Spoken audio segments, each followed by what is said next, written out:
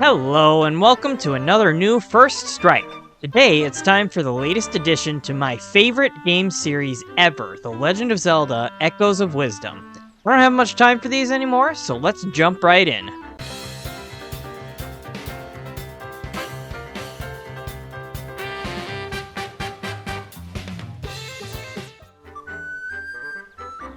There are so many reasons I love the Legend of Zelda series. I love the art styles, the music, the characters, the worlds, the stories, the gameplay, pretty much everything.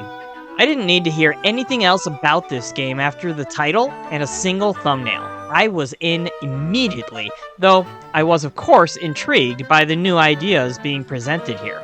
A new game starring Zelda herself this time? Mysterious rifts that have captured Link and brought Hyrule to its knees? Sounds great!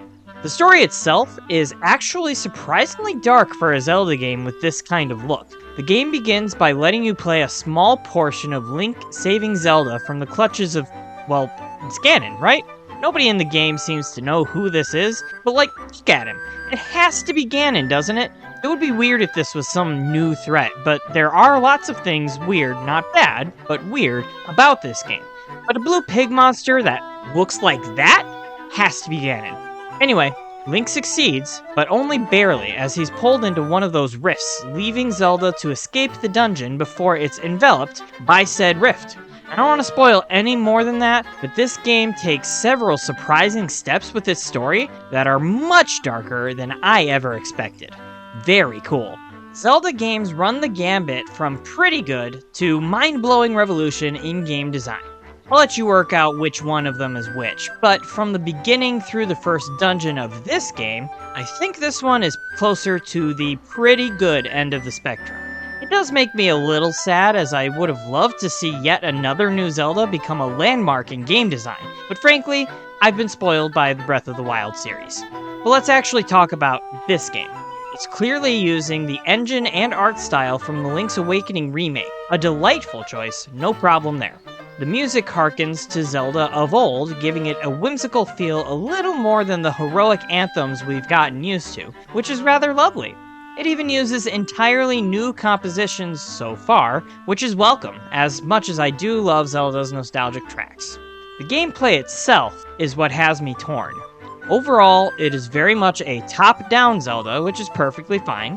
While I prefer the 3D games, I love the top-down ones as well. There are some welcome changes, like a dedicated jump button and full 360-degree stick movement. That seems like an obvious thing, but Link's Awakening used 8-directional movement, a strange choice to be sure. The overall structure of this game more closely mimics a traditional top-down Zelda with a more direct path through the story, while often traversing an open world and puzzling your way through dungeons and unlocking new abilities all along the way. This is one of the reasons I love the series so much, so again, no problem there. If everything's coming up roses so far, why do I say that this game seems a little lower on the Zelda scale? Well, because we play as Zelda this time, not our favorite swordsman, we have new abilities. Zelda's journey to close the rifts, saving Link, Hyrule, and more, brings her a new partner named Tri, a little sprite thing that looks like an exact copy of those little dudes from Sonic Frontiers. Not mad, just pointing it out. She's given the Tri Rod, an item that lets her make echoes of objects and enemies throughout the world, with some limitations. This mechanic is awesome for both exploration and puzzle solving, two of the primary cornerstones of the Zelda series. It's not so good for combat though, as the series has rewarded improvisation in combat, but always let you fall back to using the sword. Now, it's improv or get out.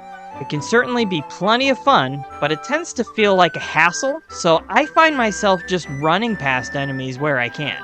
Maybe I'm just playing it wrong, but this is the only blemish on an otherwise wonderful game.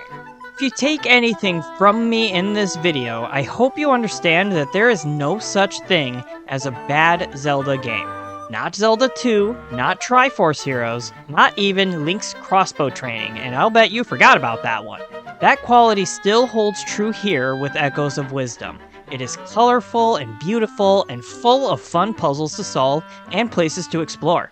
Combat is just not that fun. To elaborate a little bit, the way you'll often approach combat, or at least how I tend to approach combat, is by dropping an echo of an enemy or two and more or less waiting for them to figure out how to actually hit the other enemies. The series has always asked you to try alternate methods of combat, but you always had the sword. Think of every time you lost your sword in this series, which happens kind of often, but Eventide Island in Breath of the Wild is the only moment that your weapons are taken away that I personally would ever want to go back to. I don't want to spoil it here, but you are given better combat options at the end of the first dungeon, but even that is limited, which means you never have a simple way to eliminate an enemy. I'm glad Zelda gets her spotlight here, but I really hope she gets her rapier back next time. And again, I tell you, this is still a fine Zelda game that you should at least try once.